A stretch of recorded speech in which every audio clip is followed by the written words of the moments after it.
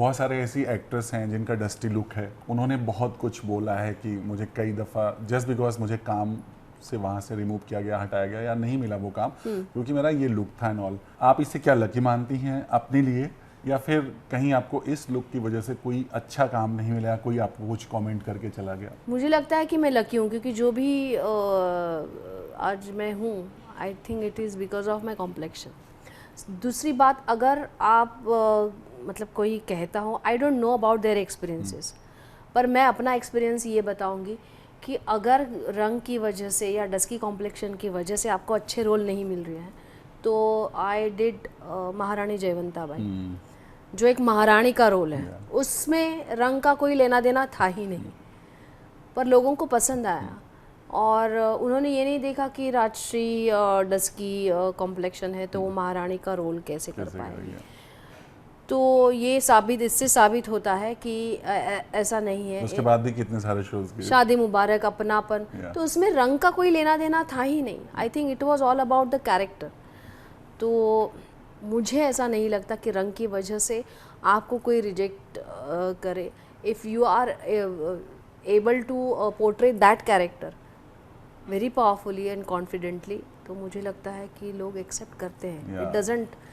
और मुझे लगता है कि मैं तो छोड़ो, मेरे पहले तो बहुत सारी एक्ट्रेसेस, बड़ी बड़ी actresses, for example Smita Patil ji या बिपाशा बासु, वो तो मतलब कमाल की लगती हैं स्क्रीन पे बावजूद डस्की कॉम्प्लेक्शन।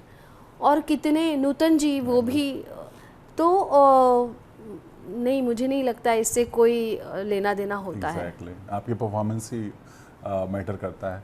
यू नो, जब आप अपनी पूरी जर्नी को पीछे पलट के देखते हो राजश्री, कुछ रिग्रेट होता है कि काश मैंने वहाँ कुछ किया होता तो आज शायद बहुत और आगे रहती? कुछ ऐसा कोई रिग्रेट? हाँ, एक दो है रिग्रेट्स। जैसे सात फेरे के पहले जब मैं मराठी टेलीफिल्म, मैंने ईटीवी पे बहुत सारी अच्छी टेलीफिल्म्स भी की है, उस वक्त मुझे गुलजार जी के यहाँ से फ़ोन आया था।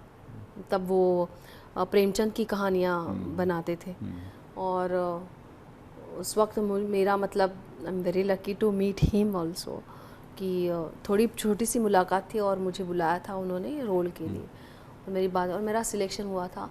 जैसे मैंने कहा, मेरा सीरियसनेस था ही नहीं एक्टिंग में। मतलब ये गोल्डन अपॉर्चुनिटी मैंने गंवा दी। मैं आज भी रोती हूँ उस बात के लिए कि क्यों नहीं मैंने किया, क्योंकि मैंने उतना लाइटली लिया ही नहीं था। शायद मैंने फ़ोन नहीं उठाया उसके बाद, या मैं किसी और चीज़ में बिज़ी हो गई जो इतना इम्पोर्टेंट था ही नहीं, और फिर वो रोल मैंने नहीं किया। सो वो था। और अमोल पालेकर की जो एक मराठी फिल्म बनी थी बनगरवाड़ी, उसमें भी मेरा सिलेक्शन हुआ था और उस वक्त मैं कॉलेज कर रही थी और मुझे कॉलेज इम्पॉर्टेंट था, एक्टिंग इम्पॉर्टेंट नहीं थी। आज जब मैं एक्टर बन गई हूँ तो मुझे उस चीज़ की अहमियत समझ में आती है कि अगर अमोल पालेकर जी के साथ मैंने उस वक्त काम किया होता तो आज मेरे करियर के इसमें मतलब एक ग्राफ कहीं और होता। फिर भी मैं खुश हूँ क्योंकि ये ग्राफ तो उससे मतलब कई गुना ज़्यादा है, ये पॉपुलैरिटी वो भी अच्छा है। तो आई थिंक कई बार आपके नसीब में जो चीज़ें होती है वो आपको मिलती है, नहीं होती है वो आपको नहीं मिलती, आप कितना भी करो। राजश्री ने कभी रियलिटी शोज के लिए ट्राई नहीं किया, या कभी उनको ऑफर नहीं आया या कुछ ऐसा? रियलिटी शो मैंने किया है, एक से बढ़कर एक, जो डांस शो था, कंट्रोवर्शियल टाइप में, बिग बॉस, खतरों के खिलाड़ी, ऐसे शोज।